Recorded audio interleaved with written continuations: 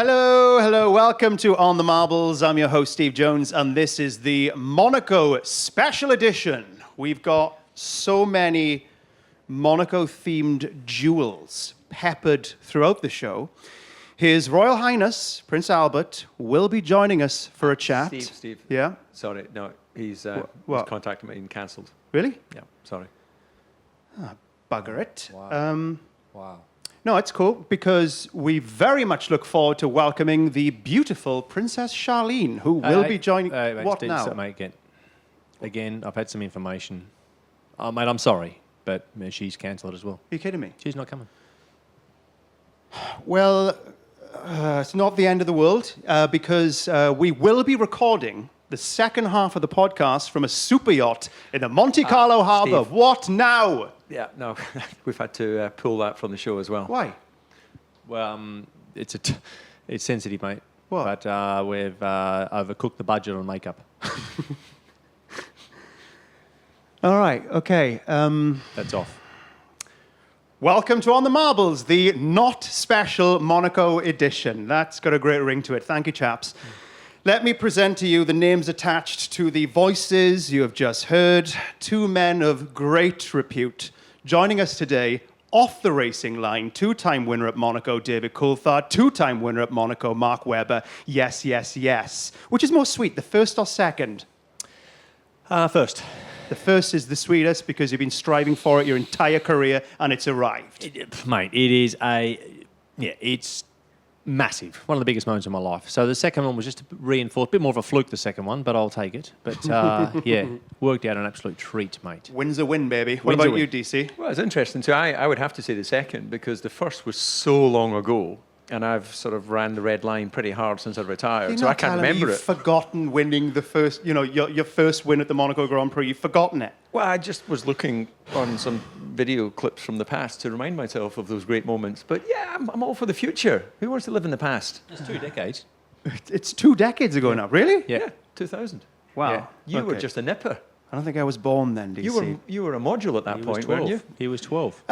Can I just interject? By the way, Mark, welcome back. You've been off the marbles for a little while. Not that people haven't stopped banging on about it. Where's Webber? Where's the Mate. Spider-Man? Where's Marky Mark? Yeah. The podcast has gone downhill since Mark hasn't been on. Would you like to address your batshit crazy fan base? A little message to my troops out there. I just want to thank you for your support. The campaign's gone well in the background.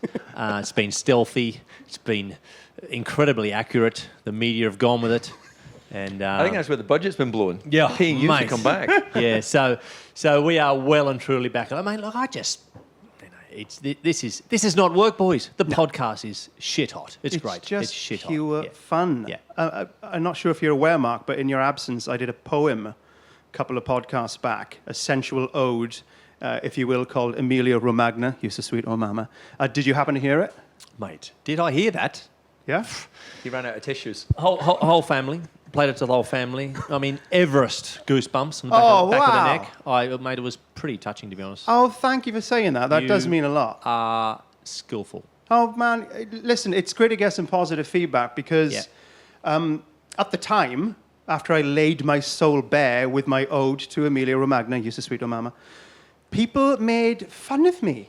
They laughed at me. They were saying hurtful things like, you're butchering the Italian language and this poem is about as sensual as a piss-soaked alleyway. Mate, where did banter Someone go? said that. Where did I a bit of... apologised. Let it go, will you? Let it go. Well, you know what we say in Australia, mate. I just say pricks. It's just brutal. Yeah. I write something that came from a very personal place, and I get that kind of treatment. My point is, I wrote another poem. Ooh. It's about Monaco. Here we go. Decent. No, come on, give it a chance because I'm really proud of it. But after all that venom last time, all that bile our listeners rained down upon me, I'm not sure I can go through that again. I can't put myself out there like that. Come You know, I want to perform for you, but I don't want to get hurt in the process, DC. Okay. I don't know. Okay. I don't know if I should do it or not. No, we're with you. Please. We will support you. We will take some of the flack if it's not good. But, your gift of the English language and your use of the pen on paper is just incredible. I used the iPad. I didn't touch any. Okay. So all it's right. just Mate, fingers, you know fingers we're on a team, keys. mate. You know we're a team. So, So crack on, son. really? Yeah, crack on. All right. Well, We're in this together. as you boys are behind me, standing on the shoulders of giants here, I will go for it. All right. This one's called Conti Marlo. DC, don't start. I'm not going to do it. I'm not doing it. Well, no. What does Conti Marlo mean? It's a spoonerism. Monte Carlo. Oh, The first letter's reversed. Conti Marlo. Oh, It's like gotcha. See, he's just too clever for But me. you've fallen at the first hurdle. I'm not going to do this if you guys are not taking it seriously. I'm That's with the you. same as Sugliesters. What? What? Ugly sisters. Oh, yes. Nice. Right. Touche. Okay. I'm going to do it, but please be gentle. Here we go. Monaco, oh Monaco, I want to be your hoe. I want to pop a squat on your Saint Devot. I could swing both ways for your Massenet. I got Casino Square shaved into my pubic hair. If that's a sin, then why are you flashing that hairpin? Oh, Monaco, I'm super gay for your Portier. Oh, Monaco, I want to pummel your tunnel. I got the twitch in my main vein at the Novel chicane. I want to kiss the A-class ass that is your rascass. Oh, and tobacco, I want to kiss your nutsack. Oh, Monaco, I think you know I want to be your hoe. Thank you. Thank you so much. Nice. Nice. That is epic. We're releasing that next week. I've got some friends in Sony. That is definitely going. That with the right, soundtrack, it's you going being number one. sarcastic now? No, Did you it's enjoy that? brilliant. Absolutely brilliant. Oh, thank you. You are a cunning linguist. Well, thank you very much, guys. Brilliant track guide. I'm so chuffed. Do you think it'll go down well with our listeners? Because they did say mean things after my last effort with Emilio Romagna. Do you want to hear some of the stuff they called me? Yeah, please. Someone said, I'm not even human. I'm just turds stacked on each other. Someone else said, I'm about as sexy as a whale's blowhole. Someone else said, I hope you fall into the gorilla enclosure at Bristol Zoo and they smash your teeth into your brain. People are so mean. That is tough. But you think they like that last one? They like the I Conti think- Marlo? I think that is pure Yeah. a gift you have there. Thank you, guys. I mean, pubes are important. So they got to. Very important. That is the takeaway from that poem. Keep your pubes. Pubes are important. Okay. Thank you, guys. You've really got me, in a good place. I feel like I'm ready to do this podcast now. So here we go. All right, F1 fans. Time to turn the key in the ignition and roll on the marbles out the garage. Let's get the show on the road as soon as we hear a message from our sponsor. Today's show is brought to you by the David Coulthard Magnificent Mirror of Mirrors Company. Hello, I'm David Coulthard, ex-Formula One driver and current Formula One commentator. But today, I'd like to talk to you about another of my passions, mirrors. I have a mirror in every room in the house. Mirror in the bedroom, mirror in the bathroom, mirror in the kitchen, mirror in the living room, a mirror in the hall. I can't go past it without saying, mirror, mirror on the wall, who is the fairest in this hall? I even have a pillar that's all mirror. I call it my mirror pillar. A mirror mirrors a person's very soul. So nothing is more important to me than a mirror with a perfect reflection. So, for just £33 and 33 pence, the David Coulthard Magnificent Mirror of Mirrors can be yours to own. Be a winner and let your true self shimmer in the David Coulthard Magnificent Mirror of Mirrors, now a third off to all mirror readers in the Sunday Mirror. Yes. That's awesome, DC. The David Coulthard Magnificent Mirror of Mirrors. What an exciting new venture for you. I must get my coupons out for that very special offer. Nicely done, DC. All right. Okey smoky. The tank is full. The windscreen wash overfloweth.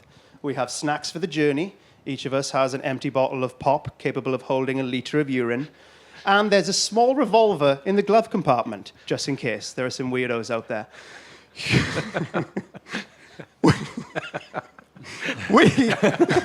We are a go! First up, Bradley Robbins has been on. What was Bottas thinking holding up Hamilton? He admitted after the race that he was driving his own race and didn't feel obligated to let Hamilton pass. Was this pure madness on his part, Mr. Webber? Well, I thought the quote of the weekend after Barcelona, the most brutal quote, came from Lewis Hamilton. He said, I hope I didn't cost Valtteri too much time when I passed him.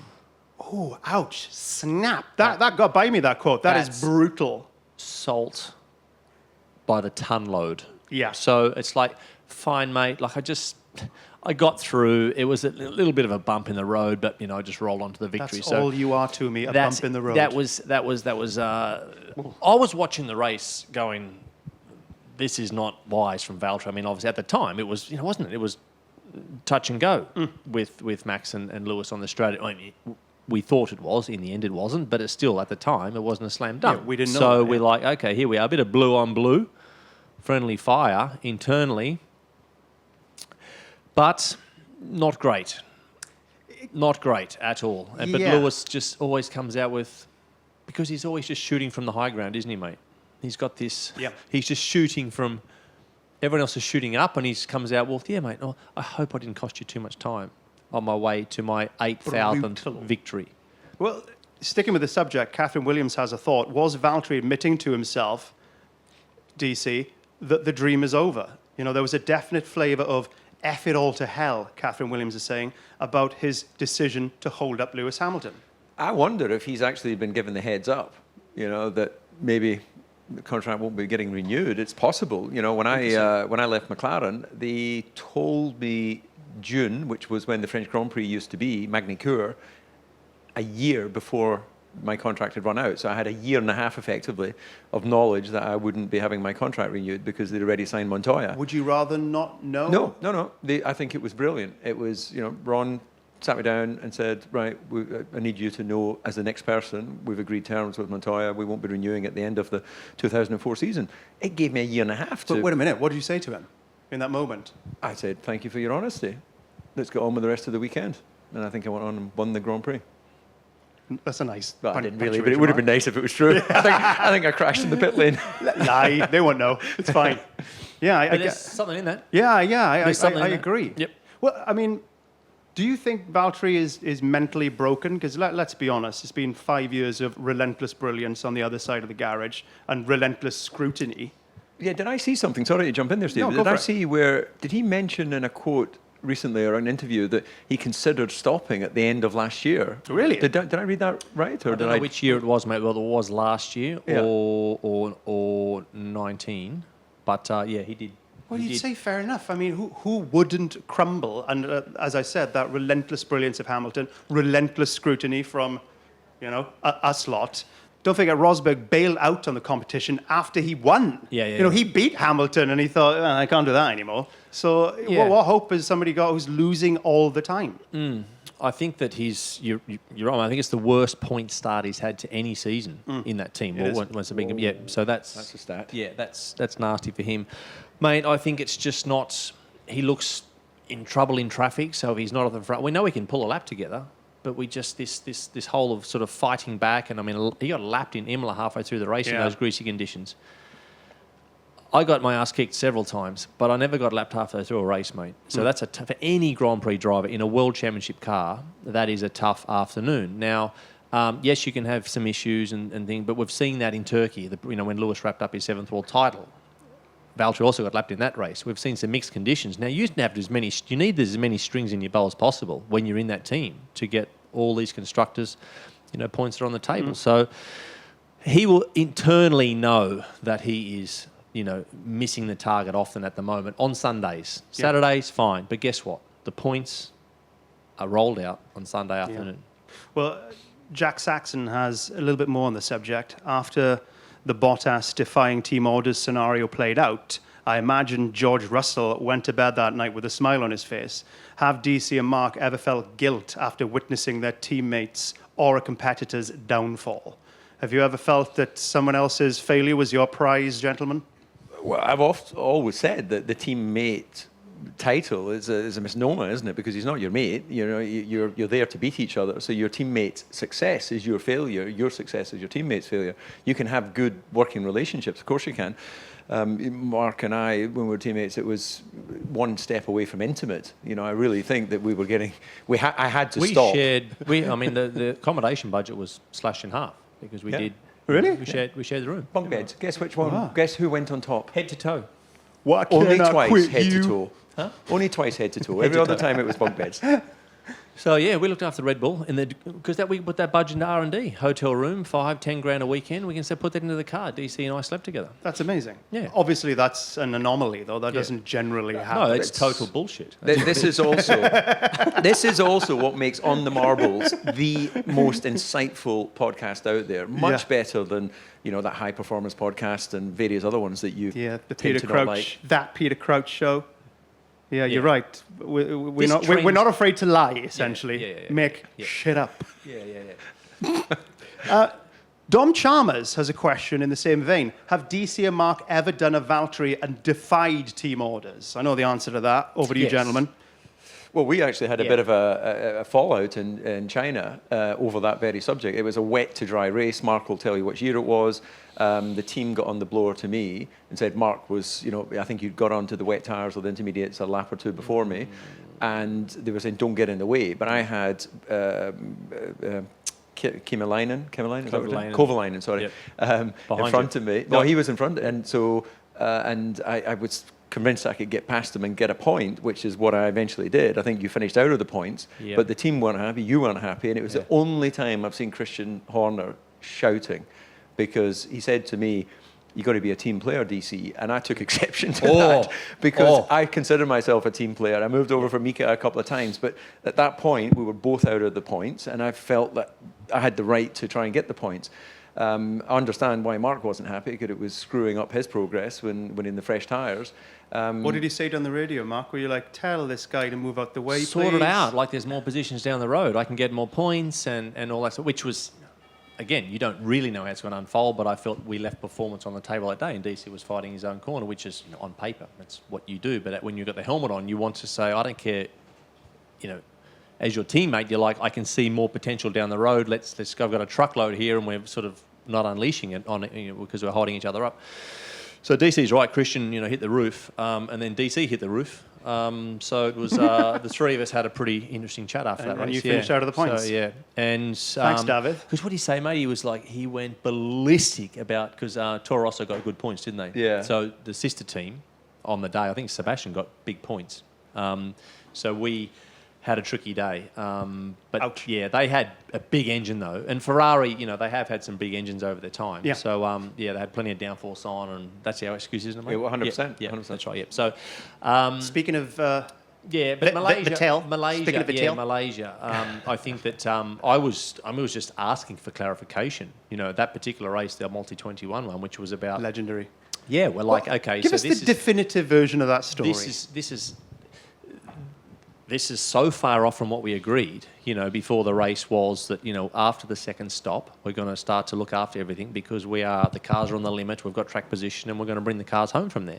Because we're on the ropes. Lewis was, guess what? Not too bad that weekend, and we managed to finally get ahead of him, and we had position with both cars. And I didn't have the optimum stops, because I had a bit more of an advantage. I went to the intermediates at the right time. Sebastian didn't, and he was trying to handle Lewis around all the stops, which I sort of protected him in a way for, because I didn't take the optimal lap, which put me back a bit closer to Seb. That's fine. I had the lead after the race, and the next minute it was like we're still going hard to the line. So I turned everything down, and I'm just like, and that's what's fascinating with this sport, mate. When you look back, and it's just like, this contradiction in my head. I'd already made my decision too, by the way. I was retired and leaving at that time. It was my last season in F1, and I'd pretty much had an agreement with Porsche that I was going to drive for them in the future.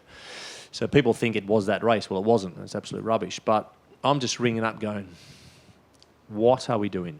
This is such a mess. Here we are on each other, having a crack. Actually, I think I said to Christian, how big are your balls now? And what did he say? On the radio. He's like, we've told him.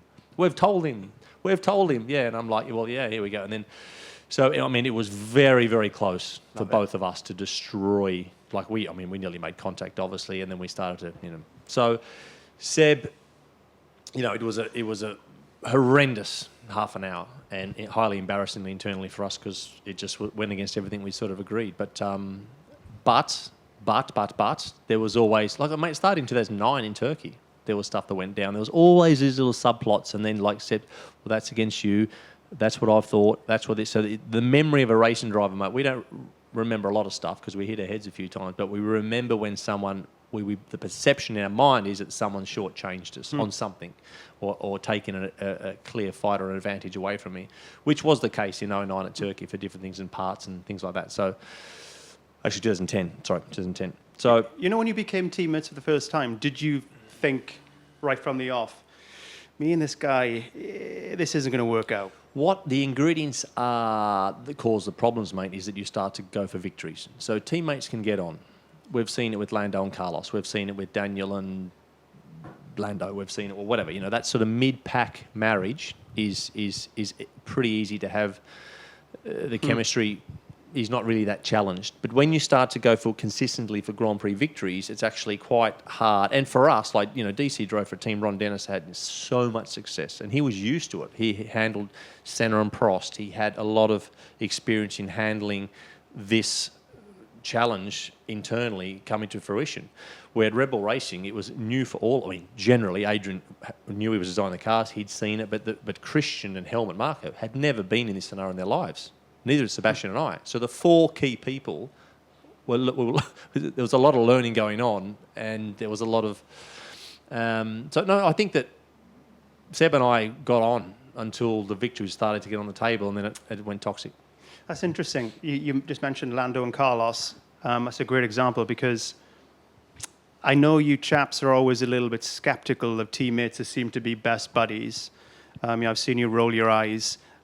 That aside, I always find it heartwarming when you guys become friends post-competing in F1. I mean, DC, I know that you had a strained relationship with Mika Hakkinen at McLaren, but now you are excellent friends, yes? Yeah, we're buddies. We catch up with each other and reminisce about how quick we think we used to be and all that. But of course, he's got the better winning stories in terms of he got a couple of world championships.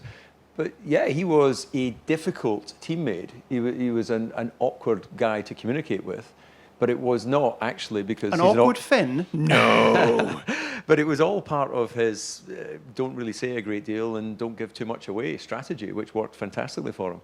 Has he said that over the years? Yeah, I was playing mind games with you. Of course I was. Yeah, I think he obviously got the same treatment that I did from Ron in terms of he'd been with McLaren as a test driver. Ron used to always say, sometimes it's better to keep your mouth shut and let people think you're stupid than open it and confirm that you are. Great advice. Great advice. Mark, would you describe Seb as a friend today? We share messages. We've spoken to each other, yes. Because I think ultimately what does happen with us, there is it's not a bit of a brotherhood to sound corny, but it's actually just that the respect is ultimately, when it all settles down, you do have a lot of respect for each other. You'll probably be closer once he retires. Because right now, sorry to jump over you, but right now he's still in his career. Because I sense that there's a bit of a cooling when he walks around the paddock, certainly towards me, and it's probably because we're seeing as we see, which is right now it's not the Seb that was your teammate. He was at the top of his game right then, and it's that. And naturally, no one likes criticism, but he'll get over that when he steps away from his career. Would you agree, Mark? Absolutely, mate. Yeah. No, I think that there's several drivers that the relationship is sort of reborn. Off the back of the stresses and the perceptions. You have this bizarre perception of what's going on, how you're going about your profession and what they're doing, because you're just focused on yourself, mate. Your lap time, and it's an incredibly selfish sport that we do. So we're not really big into relationships Monday to Friday. When you, of course, back off, and DC and I are sitting here with a little bit more mud on around our arse cheeks, and so things change. So you then socially are happy to relax, and that then is a more enjoyable situation. So I suppose when you step away from it, there's only 20 people on Earth driving those cars right now. So I suppose if you want to have a conversation, you have to seek out one of those people that's also done it. I could never understand it. I'll never do it. So you're going to want to talk to a fellow F1 driver to talk about, the races you've taken part in, competitions you've been in, crashes you've had. Surely you'd be drawn to that person. I think the respect, mate, is just we have this language of knowing the intensity that we went through, whatever generation. Mate, I think it's whatever 70s and 80s, and we can, it's not a different language clearly, but obviously it's just that we know that we have, and don't get me wrong, there's still a few muppets we don't like to hang out with. That's obvious. That's the walk of life, right? But there's people that you do gravitate towards, and you like being with them, and maybe their families, and cool. You know, happy days. Out of 10 people, say you've got a lineup of 10 people, how many of those people are dicks? In this paddock? No, in life. Phew. Can it be a bit more specific? What 10? Have they just been pulled off the street or pulled out 10 your phone people, book? Or just 10 people from all over the world. Out of those 10 people, how many are dicks? I've got a figure in my mind. You might be surprised by I'm it. an optimist, so I'm going to go pretty low. I'm just going to say 1. One person out of 10 is a dick.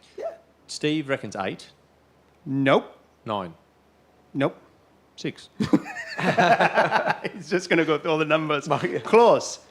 50%. 50% are I think tosses. 5 of those people are going to be dicks. I think half of all people are dicks. Yeah. Wow. And look Well, at how many people in this. There's 6 people in this room. so 3 what does dicks that in mean? this room. I like Jeez. everyone in this room. So do I.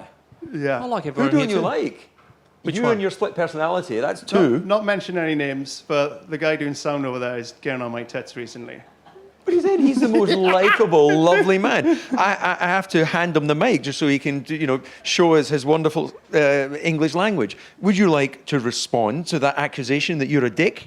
You know I love you, Steve. Oh, now I feel like a dick. Well, that's the thing. If you're looking around the room trying to find the dick, you can't find him. He's you. I'm not a dick. No, not you. I pointed at you, but I'm saying I would be the dick. So are you surprised why I felt that you were accusing me of being a dick when you point a finger at me? Yeah, that's a good point, actually. Pardon the pun. All right, okay. Stepping away from politics, back into F1. Let's shift focus here. Vinnie Collins asks, Perez said post-Barcelona that he is still struggling to get to grips with the Red Bull. How worrying is it in that situation? Is it possible that he might start to think that he will never understand that car? I've got a very short one on this. If he didn't have Max Verstappen in the other car, if he had any other teammate that he's had previously, he would be going, yep, this car's pretty good, feeling good with the car, because there is nothing like your teammate going faster to just put a spotlight of what am I doing wrong. Why aren't I going as fast as him? Yeah. God, that must be so frustrating. Mark? I think that I was positive with Sergio at the start of the year. I think we all knew that on Saturday afternoon, 1 lap pace is not his signature punch. He's good on Sundays to a degree. I think he needs high deg tracks, so high, tyre wear, like Bahrain, Monza, some of these tracks where you're trying to stretch a one-stop or these sort of funky strategies, and we've seen some of his best work under that format. But qualifying, he's been on the back foot. Emery pulled a lap out, but in general, he's further back than we'd expect. So if you're a row or 2 behind where the action is, it's taken you a full stint to get yourself out of that shite. Yeah. And then, you sat behind the hole, trying to clear Daniel in Barcelona forever, which happens. We've all been there, but you've got to try and make sure the situation he's in, he's there to try and... He has to be in a position to put pressure on Merck around the pit stops, because then Max, it just opens up more chess pieces for Verstappen in terms of what they can do. Hamilton pigeonholed them, he just bang. He said, Max, whatever you want to do, Red Bull, I've got you. Red Bull got slated with their strategy in Barcelona, but ultimately... it was pretty much a checkmate. When you look at how Hamilton and Merck, nailed that race against him one-on-one, even if Perez was there, it certainly would have helped, but Lewis was just too quick. Magical. Let me run this by you. Lester Mack has some more on this subject. Perez this season has been miles behind Max. He's looked no better than Gasly or Albon. Surely it's time for Red Bull to build a different car for their other driver, because what suits Max doesn't suit anyone else. What do you think? Some rubbish. lateral thinking there from Rubbish. Lester Mack? No, rubbish? No, rubbish. Explain why. Because you've got to try and beat Lewis Hamilton with the winning. You've got to win Grand Prix, and Verstappen is your best chance. So he's developed a car down a corridor which he believes is correct, with the aero department and Honda and everyone else that's involved. So that is the fastest. That's the next best thing at the moment. That's the best effort anyone has seen in a long time to try and rival Lewis. Now, if we're going to take off 0.2 or 0.3 of a lap of advantage out of that particular car and Max to help the sister car be a bit closer to him, then we're talking about Lewis Hamilton disappearing down the road with no pressure. Explain it to me. I'm struggling to comprehend. So if they were to change the car to suit Perez, it could only be slower. Is that what we're saying? Couldn't they? I mean... I think, no. Look, I don't know, Mark knows what he was saying in terms of what he was meaning, but I think that Red Bull designed the car based on their knowledge of an interpretation of the rules and regulations. I think the driver is the voice of the car, clearly, but the driver doesn't get involved in aerodynamic concepts. You know, what the driver will do is say, yep, I like that front wing you've just delivered me. It gives me more of this, and I like that feeling. So there may well be little tuning devices that have been added that suit Max, give lap time to Max, but if Checo is nervous of the rear, for instance, it may be just too powerful, and he's in a situation where he can't exploit it the way he drives. But a team always will try and do the best of their collective knowledge in designing and building a race car, and then the driver will give feedback. And Max clearly has got balls of steel when it comes to dealing with a very on-the-nose, nervous rear. He can drive that, and the other guys can't. Wow. The unpredictability, that's what Max can feel. And Lewis is pretty similar. You know, he can deal with mixed conditions and tyres going off, because we know we have the old Bono, man. Bono! What would you call it? Tyres are gone! A little bit of Hollywood. Yeah, bit of the hot. But, you know, in Portimao, he was driving around, not even using all the road. And he's ringing up. So for the educator, when you watch that, Lewis is like, he's just like little jabs, he's not even getting going. And he's sitting on them waiting to move. And he's ringing up Bono about tyres. So he is also as versatile. Is Max as versatile as Lewis yet? Jury still could be probably out. I mean, Max is extraordinary. We know that. But like DC said, that rear of the car, if you can't turn in with the confidence, if it's just behind, if you're behind it a little bit, then you're going to be a bit gun shy, and that's when you start to bleed lap time. Okay, let's stick with Red Bull and their car. Tommy James has been on. Red Bull have been poaching a load of Mercedes people. Clever Tactics are basically admitting they can't compete with them. Well, the people that I understand that have been hired are all from the Mercedes engine department, and they are growing up their own engine department to take over the operation of the Honda power unit when Honda pull out at the end of the year. It's obvious if you don't have a power unit department that you go out and find people with relevant experience. You know, you can't take someone out of a Toyota car dealership who changes the oil and go, right, you've worked on engines, come and work on our F1 side. You need expertise, you need knowledge, and it's completely logical and happens all the time, headhunting of key staff members, as it does happen with drivers. There'll be someone out there right now who's got a contract with another team yet to be made public. Interesting. More of a 25 play, though, really, mate, isn't it? It's not like trying to beat them now. They're not, I think to the question, they're not stealing people now to try and, take performance away from Merck today. It's actually, like Dee says, that they're building a new factory, new facilities. They need human capital. They need people there for 24 and probably beyond. So it's a good news story in terms of employment, because as the teams go into budget cap, we're going to naturally, that means you lose staff. There's going to be a bunch of people that are unemployed as this budget cap really takes hold. But in creating another new engine company within the UK, that can soak up a bunch of those people. Because it's not under the cap, is it, mate? No. Engines. Good people, gainfully employed. We like that. And they're not all dicks. And they're not all dicks. It's good. Half of them will be, but not all of them. We have our second audio question ever in. You'll remember a few sods back. That's episodes. I shortened it. George Russell asked DC a question about hidden talents. Well, today, Miles from Birmingham wants to know... Hi Steve, my name is Mars and I'm 12 years old. I love Formula 1 and I love On the Marbles. So when I grow up, I want to be a great racing driver like DC. Or a really uber cool Formula 1 TV presenter like Jay Humphrey. Anyway, I want to ask DC, how much do you need to drink during a race? And what happens if you suddenly need a wee or a poo? Ooh, the JK thing was interesting. Touchy. Great question. I mean, sullied somewhat by the Jake Humphreys quip. Shots fired, eh? That's Miles from Birmingham, who's 12 years old. Really, Miles? You're throwing grenades at... DC, let me address this for a second, okay? Really, Miles? You're throwing grenades into the show like that, stirring up beef? You a beef stirrer? Let me tell you something, Miles. You see me coming down the street, you want to see 13? You better cross to the other side. I will do time for you. Long time. I'll go to prison. I'll come out after 20 years and do some Cape Fear shit on you. You hear me? Next time you hear this podcast, it'll be as evidence in court. You don't know who you're messing with. You can't intimidate me, Miles.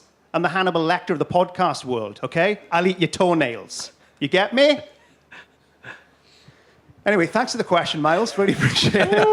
DC, you know, what happens mid-Grand Prix if you need a pee or a poo? Obviously, Mark, weigh in as well. Well, never number 2 has ever crossed my mind because it's part of your race preparation to make sure that you make the race weight. So you don't want to be carrying anything around. You know, there's lots of different industries. Lots of different industries where poo in your belly, Steve. Well, no, of course not. Of course not. And you know, certainly from my point of view, adrenaline and fear is a great laxative. So we never have a problem to empty one's bowels. PP, I only ever peed once in the car, and that was the year that Panis broke his leg in Montreal. Montreal was a surprisingly difficult race for dehydration when it was hot. And so you really took on a lot of, I would take like 5 litres of fluid from waking up until the race start. And under the safety car, I was bursting on a pee, and I just had to let go. But it's much more difficult than you imagine, because even driving slowly, a Grand Prix car is still a hostile environment. So, let's put it this way, very difficult to pass wind in a race car, because that involves relaxing one's sphincter. And to do that, whilst you're trying to push the pedals and pull G, really difficult. Wow. So, I don't know about you, Mark. This is really informative. I'm enjoying this a lot. I hope you are too, Miles. Go, Mark. Yeah, buddy, Miles, thanks for the question, mate. From Birmingham there. Yeah, look, I think that if you're ever in a car, Miles, when you get your license, doing a long trip, and you need to have a piss in the car. I've done it once before, so DC, there's only one of us. In a Formula One car? No, of course. No, not in a street car. I don't just piss driving down the M25. I mean, you can. So both of us have weed in the car once in our careers, which is quite extraordinary given how much driving we did. Once in the back of a taxi, but that was an accident. Mine was 2009 Malaysian Grand Prix, and I just stuffed up the hydration in terms of, like DC said, we need to have a lot of fluid before the race. You want to try and time it so your bladder's pretty empty before the race, but naturally you still have a lot of hydration in your system. A lot of humidity in Malaysia as well, if I remember correctly. Humid. You must have been just sitting in it for the rest of the race. Humid. No. So, mate, I'm like lap 10 or 12, and I'm just going, because sometimes your mind, you feel it, but it's like, yeah, of course, you're pretty focused. You've got a bit on, and then it'll just you don't need to do it. And I thought, no, I've got to do this. So I go into the second last corner in Malaysia, and after that, there's 2 long straights. You've got a super long straight, and then you've got a really long, so down to a hairpin, and another long straight. So I thought, this is tactically, this is ridiculous. You think about how much effort you've got to think about how you're going to deploy, this sort of fluid. So I come out of the second last corner, I'm just on the straight going, mate, to wee in your own, like a pair of, sitting upright with your clothes on. It goes against every natural so urge you wrong. have. Yeah. It's so wrong. Anyway, so I'm weeing, and I thought, it'll be over. Mate, I was still busting by the next corner. I was nowhere, so I had to shut it down. Dun, dun, dun, dun, dun, dun, dun, dun. Out of the next corner. Let it go again. We turn the wee off, turn 1, turn 2. Mate, because when you're absolutely busting for a piss, no one times how long it takes. You're there for a while, you just relax in it, it's a nice thing to do. But when you are under pressure, it takes forever. So, finished the race, everything had dried out by that point, and oh my God. Rusty seatbelts. Piss talk with DC and Mark. Yeah. Look, once and for all, DC, Mark, Miles, there's no beef between myself and Jake Humphries, okay? I respect him greatly. He's easily the best presenter on that football show he hosts. Yeah, but hold on, Steve. He's the only presenter on that football show he hosts. Really? What a coincidence. Funny that. Anyway, moving on. Rita Hatfield has been mulling something over. She begins, "It's been a real treat watching Lando take his driving to another level in 2021, but it makes me a bit sad that cheeky light in his eyes has dimmed somewhat. As a driver progresses in their F1 career, is it a case of having to choose between being the paddock joker or a serious contender for the title?" Yeah, Rita, look, I don't know if she watched Mike Tyson much, but Who did he drive for again? Mike Tyson, there's a joke there somewhere probably, mate. But I think that it happens. it just happens. Yeah, there's a bit of the honeymoon period. Enter the sport, you find your way. These guys are so young now. They're uber professional. They're playing their computer games during the week. Very much a natural talent. We know that. And this is a big year for him. He's now got a top-notch teammate, and he's having to sort of tone down, I think, some of the the fun and games and the sort of... Definitely a lot more serious of late. The comedian aspect of his... By the way, it's kind of working for him because he's just signed a multi-year deal with McLaren. That's so right. It's working out nice for him. He's doing well, but you can't... It is difficult to have both. In some ways, like, I don't know. I mean, think of other sports who someone is super jovial and not as focused as you would probably like them to be. They go through that period, don't they, when they're young, and then when they get more experienced and a little bit more punch drunk about their profession, and then you've got to do the business. So yeah, it just comes with the territory, unfortunately, Rita. 5 or 6, 7 years, 12 years. I mean, DC, how many years you do, mate? 15 seasons. 15 seasons. So he was not smiling as much on year 15 as he was in year 1 or 2, Rita. That's just what happens. So you agree that you have to choose one or the other. You can't be the Joker forever. Naturally happens, I think. Or it's a natural segue into I'm serious now. I'm a proper driver. I'm going to win. It's evolution. You just don't realise. You know, there's not like a step change when you go from boy to man or girl to lady. It just evolves over time, and your experience level evolves, and your needs and hopes and desires change. And what was funny when you were 21 isn't funny when you're 31. But bizarrely, one thing that's remained is that old pull your finger trick. If you get somebody to pull your finger and you go, that's always funny. That's timeless. It always works, mate. Yeah, but it's also the timing, mate, and the enthusiasm. You just know that, and I suppose the measurement of against your career. When you arrive, I've got time. It's all cool. I've got a couple of years to sort this out. And then like year 4, 5, 6, it's like I'm in my frigging peak now. I need to be delivering. So results, please. Yeah.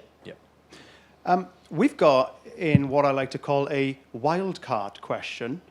That's a question with no connection to the world of F1, and these are great, by the way. So if you have any more up your sleeve, dear listeners, waz them over to us. Essentially, Christina safely wants to know who is the greatest front man in rock and roll history. Freddie Mercury. Was that to me or was that to Mark? To everybody. Brutal. Freddie's got to be up there, isn't he? It's kind of what I was thinking, Freddie Mercury. I'm looking at the criteria, which I feel is voice, look, showmanship, swagger. Freddie at Live Aid 1985. Who's better than that? That's a legitimate question I'm asking. Who is better than that? Liam Gallagher? I know he definitely put the bollocks back into rock and roll in the early 90s. I give him that. Fabulous voice, lots of swagger, great band. But Freddie's just ethereal. There's something else to that guy. Yeah, Is it? He is the Ayrton Senna, Lewis Hamilton, Who did Ayrton Michael Senna sing for? Schumacher. he's them all rolled into Ayrton one. and the Sennas. I was surprised you didn't say Backstreet Boys, mate. I love the Backstreet Boys. They Everybody. Bang, bang, bang, am I sexual? Yeah. I think we just answered that, didn't we? That was a lot easier than I was expecting. Yeah, Freddie Mercury. Yep. Next question. Yeah, easy. Well, we're back onto F1 now. But again, make sure you send in those wildcard questions. They're a lot of fun. I like those. They're good. Because, we're real people as well. It's not all about F1 with us. We have feelings on other subjects. Yeah. Saying that, we are about to get back into F1. Charles Carvin asks the following. This is brutal. Nick Latifi potters around at the back of the field, losing to his teammate in quali and the race every weekend. He will never take pole. He will never win a race. He will never win a championship. Is F1 such a remarkable sport to be involved in that it's better to be a hopeless driver who won't win a thing than to not be involved in it at all? That's Charles Carvin, president of the Nick Latifi fan club. No, joking aside, that's a bit bleak, but I kind of get the point. Over to you, boys. Sorry, Nick, if you're listening. You're a top man. Well, look, he's a Formula One driver, and he's made his way up through and got there on merit in terms of you need a super license, and to get that, you need the results in the lower formula. Not everyone can be, Mike Tyson, as Mark mentioned earlier, or Lewis Hamilton. There always has to be someone that isn't quite as good, but they all believe, given the right car, they would be winners. And of course, the right car can make a huge difference towards that opportunity. But I would tend to agree, we're unlikely to be talking about using your 50% rule, half of these guys, Yeah. in a few years' time, they'll just be footnotes in history rather than main players. And Latifi may be one of them. Potentially, yeah. But listen, I can't and would never want to write someone's career off unless they're not nice to me, Sonoda. And he's nice to you. Now he's nice to me. No. Yeah, mate, Formula One's brutal. It's like if you have the mountaineering comparison, it's like all the other categories are at base camp, and then Formula One, they just send you straight to the summit. And you've got to find a lot out. And these guys that do have a reasonable junior career, they get to Formula One, it's like the intensity, the accuracy, the consistency. Most of them end up being frozen cadavers, essentially. Yeah, they arrive there with their Speedos on and snorkel. And they're like, oh, we're out of our depth here. There's a bit going on. So, yeah. Yeah, it's tough. It's tough, but... It's how it should be, though. We want it to be brutal. Yes, all right. You're It absolutely right. has to be brutal. Yeah, this isn't the world. I heard that some schools now don't have school sports because you don't want anyone to be losing. Everyone gets a medal. Everyone has to be a winner. It's just not like that in real life. Real life is, of course, we know it's easier for some and it's more difficult for others. And sport is playing that out. When it comes to the elite performance of the men and women that take to the field. 100%. There is zero lesson to be gained from everybody winning, because then nobody wins. Here's one from Nick Vinson. I hope to attend the Monaco Grand Prix at some point in the not-too-distant future. Would Mark and DC please advise me on the following? And he's put in brackets, I am fairly well off and over the age of 18. He wants to know, where should I stay? Where should I eat? Where should I drink? Where should he stay, chaps? If his budget allows, it'd be great if he can stay in town, because then he can actually allow more time for himself to immerse himself in the weekend. If he's staying in Nice or Menton or areas in around here, he's got an hour and a half. I think he wants to be right here in the thick of it in Monaco. I think so. When this place is humming, it's at a phenomenal sporting event, and that rocks from Thursday to Sunday night.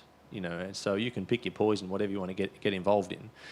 So that's pretty cool. So I'd be staying as close as I can to the action in town here. Give us the name of a hotel. What are we thinking? Where could someone who's fairly well off stay? Fairly well off won't cut it. That won't get you into Monaco. You've got to be extremely wealthy. Oh, you absolute bastard. Have I become one of the dicks in the room? Well, I don't know what... I've never stayed in a hotel in Monaco that I paid for. We just found dick number 2, everyone. It's very simple. What he wants to know, you need to stay in the Hotel de Paris with a view over the casino square. Yes. You want to go to the American bar for drinks and enjoy some live jazz music. And What's so special about the American bar? well, it's a sort of place where you see... He might hate jazz, though. You see, well, he might, but you go in the American bar, it's just a very famous traditional bar, and it's full of all shapes and sizes. You would then go to maybe Cipriani or Gaia or Take a bank loan out for that one of those restaurants. Take a bank loan out for that one. Really? It's that Yeah, brutal? and you Okay. would then We're go now to 15K. SAS. We're now 15K into the evening.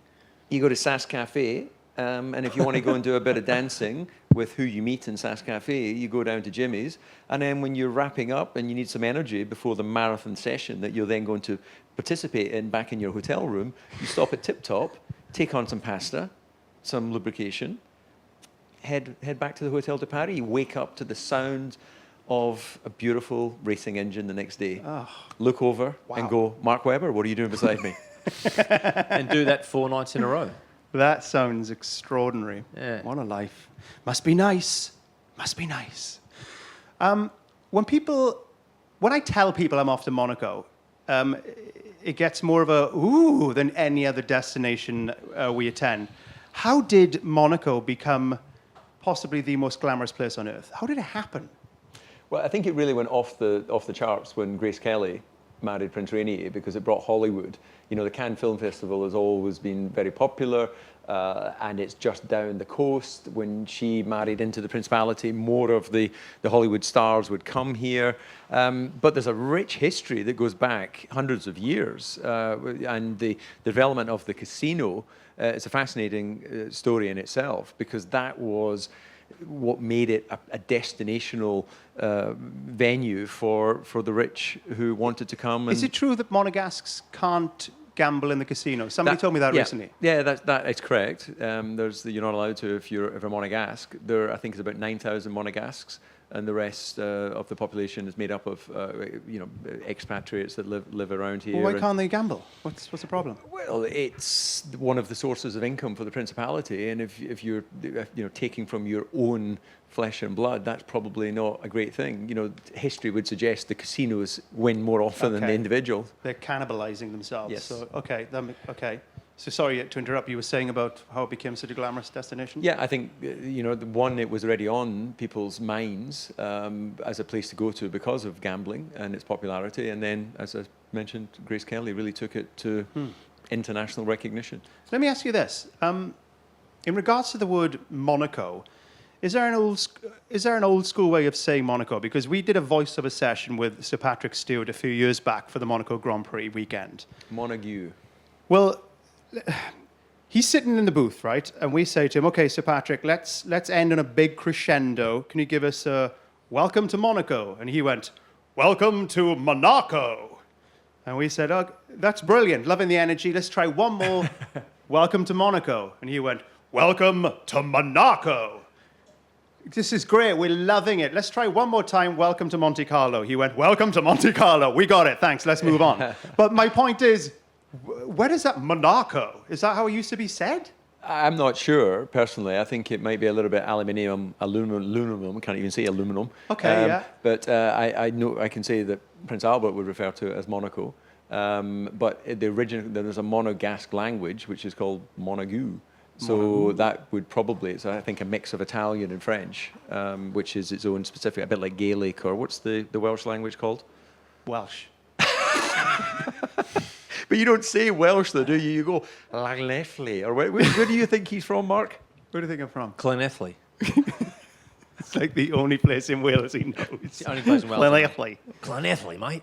But the sun, mate, makes it so it's incredible, isn't it? Like, where places where it rains every single day, people just have this perception of, It's so beautiful here. Well, but So people, beautiful. no, but you, okay, you can call it a bit tacky, you can call it whatever. There's lots of, other sort of reasons people could jump on some of the negative spins here. But in terms of I've heard somebody call it boats. a council estate in the sunshine, Monaco. I've Yeah, heard there you people go. say that. Yeah. No names Because some mentioned. people don't like apartments and high rise and all the rest of it.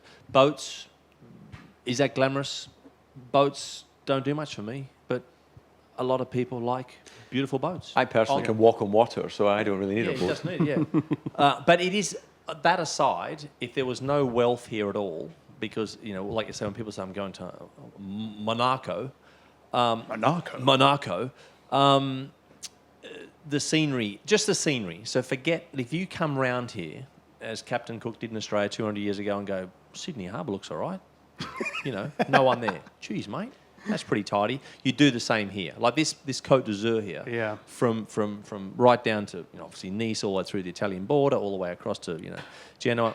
She's a pretty magnificent coastline in general. It just so happens that Monaco is nestled in here, and there's a little racetrack and the DC, in terms of the royalty stardust, all the rest of it. Magnifique. It is extraordinary.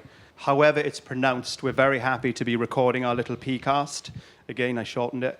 Here amongst the glamour. That about does it for this episode. Thank you for all your excellent questions, dear listeners. Thank you to Mark and DC for answering them with first-class panache. We will return in a couple of weeks in Azerbaijan. Can I just say, with you abbreviating everything and dropping letters out of words, Do you like that? I think we found the third dick in the room. Chaps, that was fantastic. I love that.